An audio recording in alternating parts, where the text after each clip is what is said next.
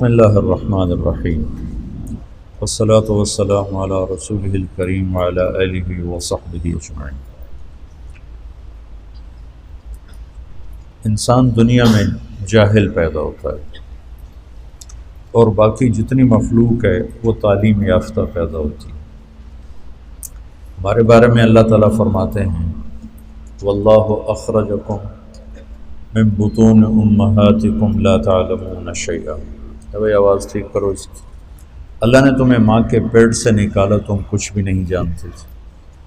اب یہ علامہ ہے، یہ ڈاکٹر ہے، یہ سائنسدان ہے، یہ تاجر ہے، یہ سائنٹسٹ ہے، یہ فزیشین ہے، یہ سرجن ہے، یہ کتنے کچھ چیزیں ہوتی ہیں۔ ماں کے پیٹ سے جاہل پیدا ہوتے ہیں، باہر آ کے سیکھتے ہیں۔ باقی مخلوق کے بارے میں اللہ فرماتا ہے ربنا الذی اعطی کل شیء خلقہ ثم ھدی۔ اللہ نے ہر چیز کو پیدا کیا اور اسے ہدایت دی، علم دیا۔ چونٹی کو لائن بنانا کوئی نہیں سکھاتا، خود اپنے اندر سے وہ یہ علم لے کے آتی ہے۔ دانے کو 4 ٹکڑوں میں کاٹ کے رکھنا غلہ سٹور کرنے کے لیے کہ یہ کہیں نرم ہو کے اگ نہ جائے، یہ علم اس کو اللہ آسمانوں سے دیتا ہے۔ 1 سینٹی میٹر سے زیادہ دیکھ نہیں سکتی، لائن کیسے بناتی، نکل کے واپس کیسے پہنچ جاتی، اور اس اندھیرے میں پورا خاندان کیسے ایک ملکہ کے تحت پورا خاندان 10 لاکھ چیونٹیوں کا خاندان ہوتا ہے، کس طرح ایک ایک کردار اپنے عمل میں، اپنی ڈیوٹی میں پوری طرح عمل کر رہا ہوتا ہے۔ یہ ہے اعطی کل شیء خلقہ ثم ھدی۔ انہیں اپنے پرہیز کا بھی پتہ ہے، غذا کا بھی پتہ ہے۔ شیر کو گھاس کھلاؤ مر جائے گا، نہیں کھائے گا۔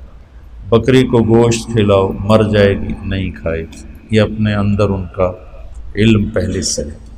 چوہا آج اپنے بل سے نکلا، بلی کو دیکھتے ہی بھاگ کے واپس۔ کیسے پتہ ہے کہ یہ بلی میری دشمن ہے؟ اور انڈے سے بچہ نکلتا ہے اور نکلتے ہی چلنا شروع کر دیتا ہے اور دانہ چگنا شروع کر دیتا ہے۔ ہمارا بچہ ماں کے پیٹ سے نکلتا ہے، اسے 1 سال تک چلانا ہی سکھانا پڑتا ہے، پھر کھلانا سکھانا پڑتا ہے، پھر کیا کھانا ہے کیا نہیں کھانا یہ بتانا پڑتا ہے۔ تو یہ فرق ہے انسان اور غیر انسان کا۔ تو یہ علم باہر سے لیتا ہے۔ اب چونکہ ہمارا پیپر تھا خلق الموت والحیات لیبلوکم ایکم احسن عملا، کہ اللہ نے ہمیں دنیا میں بھیجا انا خلقنا الانسان من نطفۃ امشاج نبتلیہ فجعلناہ سمیعا بصیرا۔ ہم نے انسان کو 2 پانیوں سے پیدا کیا کہ اس کو ہم آزمائیں، آزمائش کے لیے پھر ہم نے اس کو سننے والا بھی بنایا اور دیکھنے والا بھی بنایا۔ وجعل لکم السمع والابصار والافئدہ، اور اللہ تعالیٰ نے ہمیں آنکھیں بھی دیں اور کان بھی دیے اور دماغ بھی دیا اور دل بھی دیا۔ اور چونکہ پیپر تھا، جانور کا پیپر کوئی نہیں، لہٰذا نہ وہ غلط کرتا ہے، نہ وہ غلط سوچتا ہے، نہ وہ اپنی ترتیب زندگی میں اپنے راستے سے ہٹتا ہے۔ ہٹانا بھی چاہو تو نہیں ہٹتا۔ ہمارے لیے ہے انا ہدیناہ السبیل اما شاکرا و اما کفورا۔ ہم نے تمہیں راستہ دکھا دیا ہے، اب تم شکر گزار بنو یا کافر بنو، یہ اب تمہاری اپنی ثواب دید پر ہے کہ تم کون سا راستہ اختیار کرنا چاہتے ہو۔ تو امتحان کی وجہ سے ایک شیطانی طاقت ہے، اس کی دعوت ہے، ایک رحمان کی طاقت ہے اور اس کی دعوت ہے۔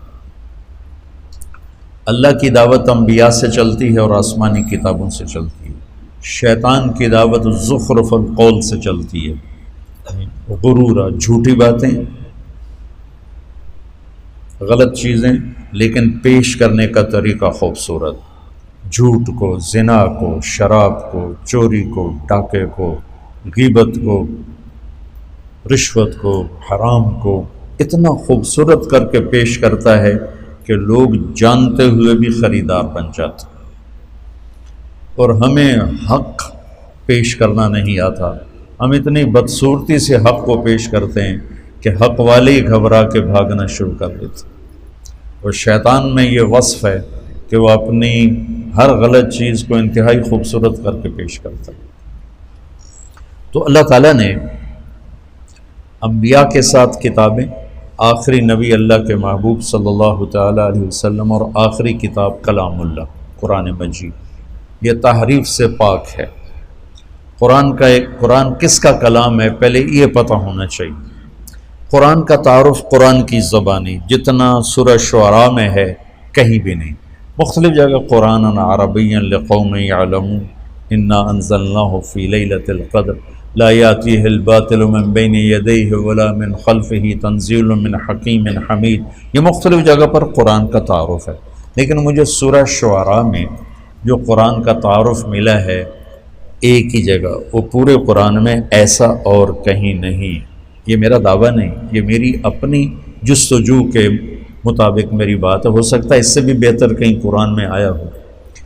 یہ کس کا کلام ہے؟ پہلا سوال یہ کہ یہ بھائی کس نے بھیجا ہے، یہ پہلا سوال اٹھتا، تو اس کا جواب ہے وَإِنَّهُ لَتَنزِيلُ رَبِّ الْعَالَمِينَ۔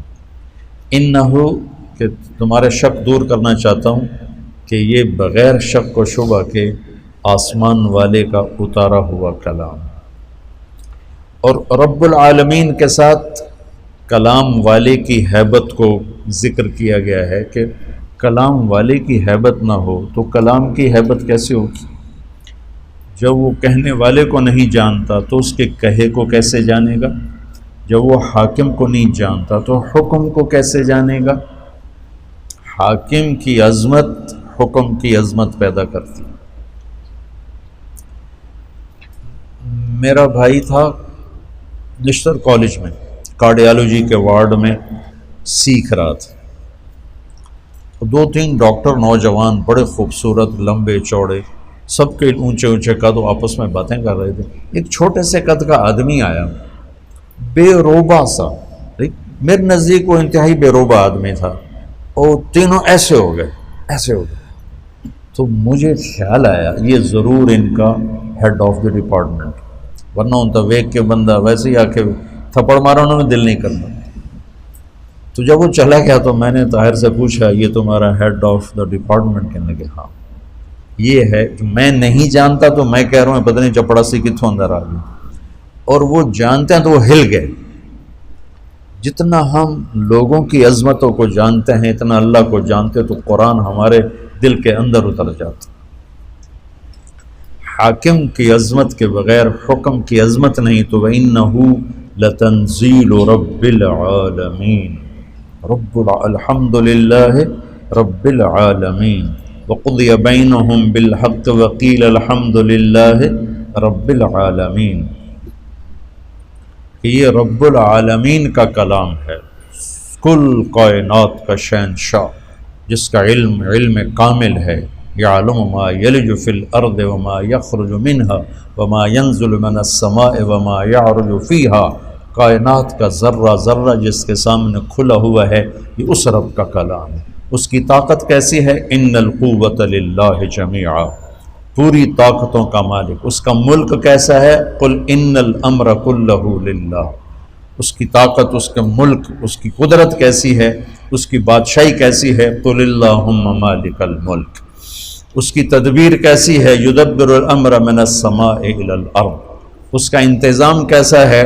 لا تاخذہ لا یعودہ حفظہما، نظام چلاتا کیسے ہے؟ لا تاخذہ سنۃ ولا نوم، ہر ایک پر اس کی نظر کیسی ہے؟ لا یعزب عن ربک من مثقال ذرہ، اندھیرے میں اجالے میں کوئی فرق تو نہیں پڑتا؟ تو نہیں، سواء منکم من اسر القول ومن جہر بہ ومن هو مستخف باللیل وسارب بالنہار، تو وہ ایک ہی وقت میں ساری کائنات پر ایسا حاوی ہے کہ نہ غافل ہے، نہ جاہل ہے، نہ ظالم ہے، ظلم سے پاک ہے، جہل سے پاک ہے، غفلت سے پاک ہے۔ فَإِنَّهُ يَعْلَمُ السِّرَّ وَأَخْفَى، اتنا علم کامل ہے کہ زور سے بولو تو سنتا ہے، آہستہ بولو تو سنتا ہے، ہونٹ بند کر کے بولو اسے بھی سنتا ہے۔ میں نے ہونٹ بند کیے، میں نے کچھ کہا، میرے کانوں نے نہیں سنا، اللہ کہتا میں نے سنا ہے۔ تو پہلی بات یہ ہے کہ دل کو اللہ کی عظمت سے بھرنا ہوگا، تب قرآن کی عظمت آئے گی۔ اور ہم تمہیں جیسے پڑھاتے ہیں وہ ہوتا ہے قانونی طریقہ، اصطلاحی طریقہ، تو وہ اللہ کی عظمت تو نہیں آتی، اللہ کی پہچان ہو جاتی ہے، عظمت نہیں آتی، جو قرآن میں ہلاتا نہیں۔ میں نے جو عربی شروع کی تھی اس لیے کہ تم قرآن کے ساتھ جڑ جاؤ۔ اللہ کرے میرا یہ خواب میرے مرنے سے پہلے پورا ہو کہ میں ایک ایسی جماعت تیار کروں جن کے دل دماغ پر قرآن کی بادشاہی، جو تمام اکابر اسلام کی عزت احترام ہمارے اوپر فرض ہے، لیکن ہم قرآن سے جڑے ہوں اور اللہ کے محبوب سے جڑے ہوئے ہوں، کہ تمہارے اوپر سیرت کی چھاپ ہو، تم دیکھو تو سیرت کی نگاہ سے اور قرآن کی نگاہ سے، تم بولو تو قرآن اور سنت کے انداز سے، تم سوچو تو قرآن اور سیرت کے انداز سے۔ اس سے ہم بہت دور ہیں، ہم ذرا اکابر میں ہی پھنسے ہوئے ہیں، اس سے ابھی بہت دور ہیں۔ حاشا وکلا کوئی میری مراد اکابر اسلام سے کوئی برگشتہ کرنا نہیں ہے، ان کے ذریعے ہمیں ہدایت ملی ہے، لیکن بھائیو ابو حنیفہ جیسی ہستی کہتی ہیں کہ ہم رجال و نحن رجال، تو جب آئے گی ابراہیم نخی پر اور حماد پر تو پھر ہم رجال و نحن رجال۔ اللہ کے نبی کی بات 100% لیں گے، صحابہ کی بات دیکھیں گے، جو اس میں راجح ہوگی وہ لیں گے، لیکن جب آئے گی بات طاؤس پر اور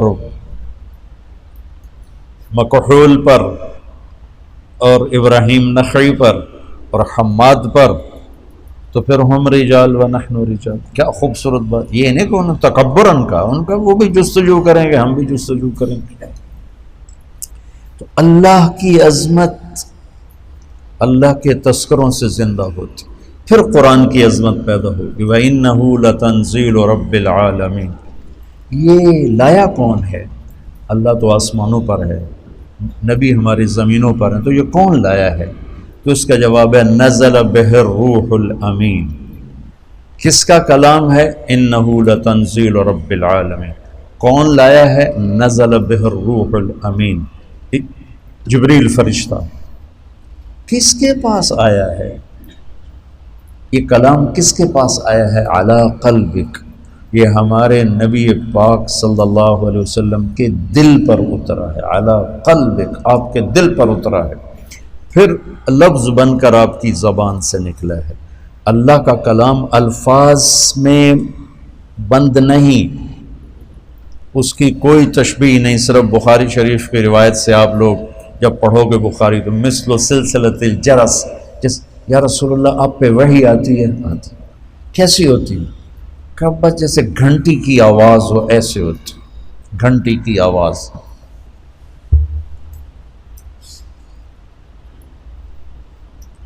پھر جب آپ ہوش میں آتے ہیں تو وہ الفاظ بن کر زبان پہ آتے ہیں۔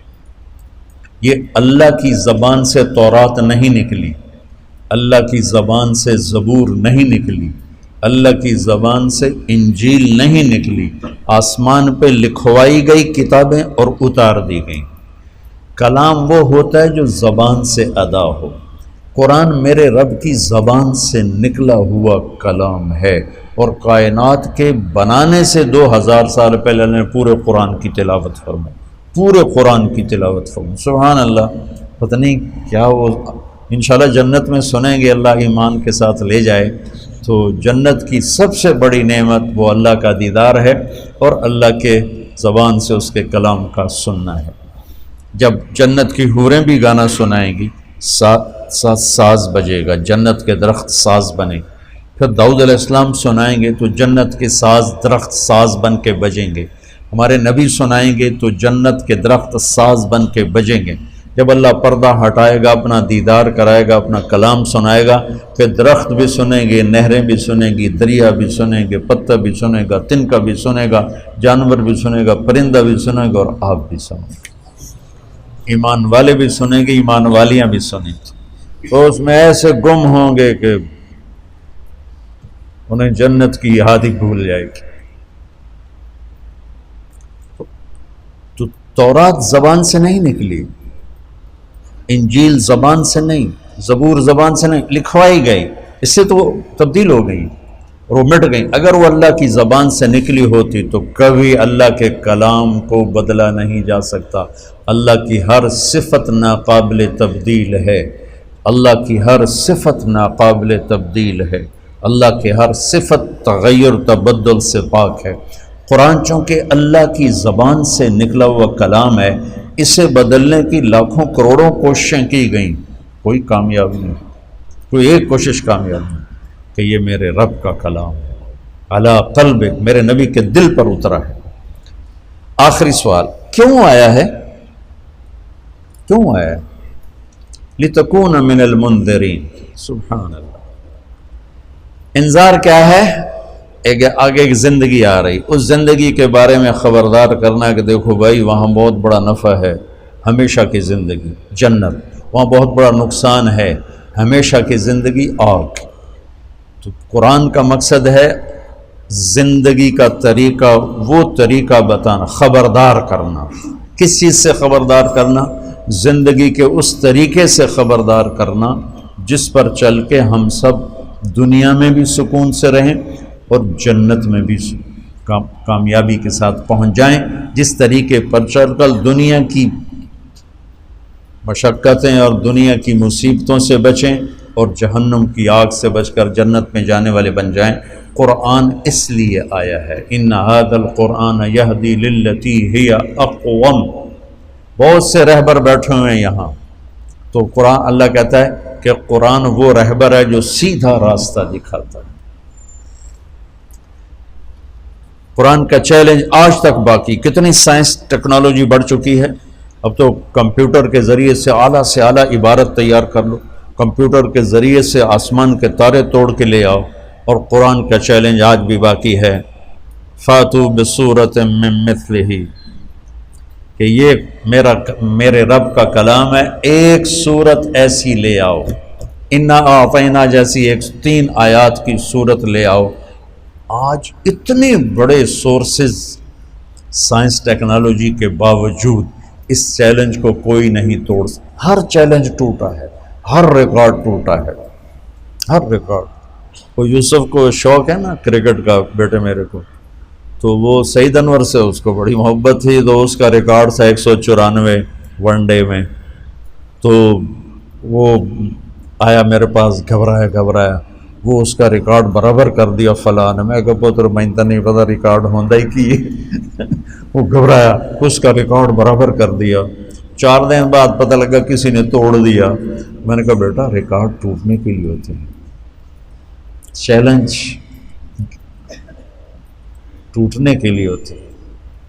ایک چیلنج باقی ہے جو آج تک اسے کوئی چیلنج کر نہیں سکا، اور آج تک یہ تو بہت لکھا ہوا ہے کہ قرآن غلط ہے، یہ نبی کا کلام نہیں، یہ اللہ کا کلام نہیں ہے، غیر مسلموں نے لکھا ہے، یہ محمد کا اپنا کلام ہے۔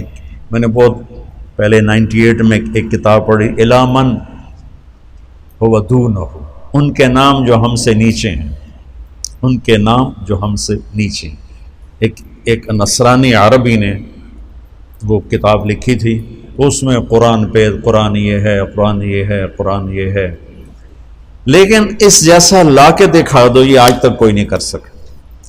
اگر یہ محمد صلی اللہ علیہ وسلم کا کلام ہے تو وہ ایک بشر تھے، ایک انسان تھے، تو آج تمہارے پاس کمپیوٹر کے اتنے بڑی ٹیکنالوجی ہے کہ تم کیا سے کیا تارے توڑ کے دکھا رہے ہو، تو قرآن کے لیے ایک کے بار ایک سطر لے آؤ، ایک سطر۔ تو یہ قرآن کا چیلنج آج تک باقی ہے، اسے کوئی اسے نہیں توڑ سکتا۔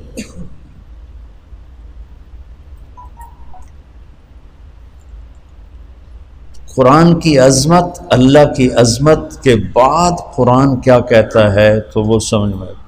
شکر ہے درس قرآن کا رواج پڑا ہوا ہے، اور اللہ کے بندے بندیاں سنا رہے ہیں، اور اللہ کے بندے بندیاں سن رہے ہیں، بہت اچھی بات۔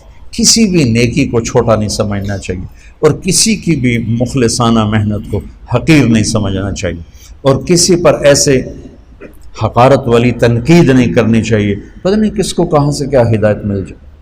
تو میرے اللہ کا نظام ہے، میرے اللہ کی بات، تو ایک سلسلہ چل رہا ہے، لوگ آ رہے ہیں، فائدہ بھی اٹھا رہے ہیں۔ پورا فائدہ کب ہوگا؟ جب اللہ کی ہیبت طاری ہوگی اور کلام کی ہیبت طاری ہوگی، پھر ایک دم دل دماغ جھکتے چلے جائیں گے، الف لام میم ذالک الکتاب لا ریب فیہ، یہ لا ریب فیہ بھی چیلنج ہے، آج تک اسے کوئی نہیں توڑ سکتا کہ اس کتاب میں جو کچھ ہے اس کو چیلنج نہیں کیا جا سکتا۔ میرے بیان کو، میری کتاب کو، میری تصنیف کو میں خود ہی چیلنج کر دیتا ہوں، نہیں جو میں نے پہلے لکھا تھا وہ غلط ہے، اب صحیح یہ ہے، جو میں نے پہلے کہا تھا وہ غلط ہے، اب صحیح ہے۔ میں خود اپنی بات کو توڑ دیتا ہوں، تو اوروں کو تو زیادہ طاقت ہے میری بات کو، میری کتاب کو توڑنے کی۔ لیکن قرآن کا چیلنج ہے لا ریب فیہ، آؤ اسے توڑ کے دکھاؤ، اس میں سے کوئی کچی بات نکال کے دکھاؤ۔ اور ریب کا ترجمہ کیا ہے؟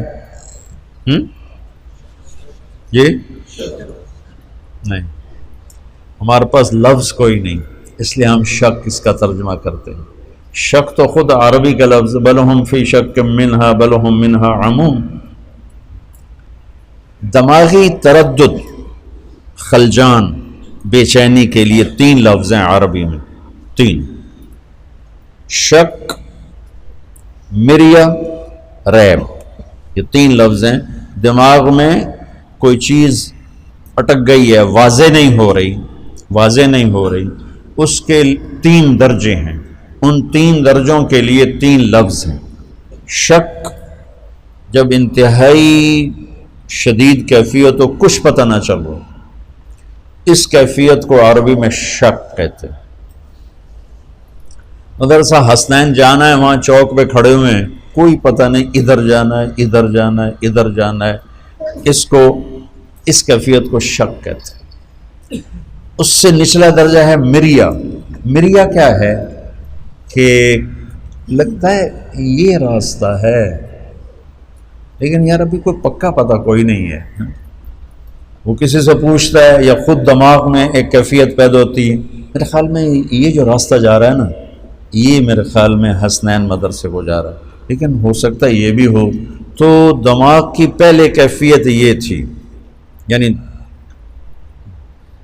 کوئی جہت، کوئی طرف وزنی نہیں تھی، بلکہ ایسے پتہ نہیں یہ ہے کہ پتہ نہیں یہ ہے، پتہ نہیں یہ ہے کہ یہ ہے، اس کو شک۔ اب یہ ہو گیا کہ یار یہ ہے راستہ، چلو پتہ کرتے ہیں۔ اس کیفیت کو کہتے ہیں مریا۔ کیا کہتے ہیں؟ بولو۔ فلا تکن فی مریۃ من لقاء ربک، مریا قرآن نے استعمال کیا۔ تیسرا ہے لا ریب، ریب کیا ہے کہ وہاں جہاں سے ہم ادھر مڑتے ہیں، وہاں آ کر وہ گاڑی کو بریک لگاتا ہے، یار حسنین کدھر ہے؟ ابھی یہ جملہ پورا نہیں کیا، حسنین کدھر ہے کہ سامنے بورڈ نظر آ جاتا ہے، اوہ اوہ، یہ میری کیفیت دیکھی، اوہ اوہ، یہ ریب ہے وہ، اور وہ ریب گیا۔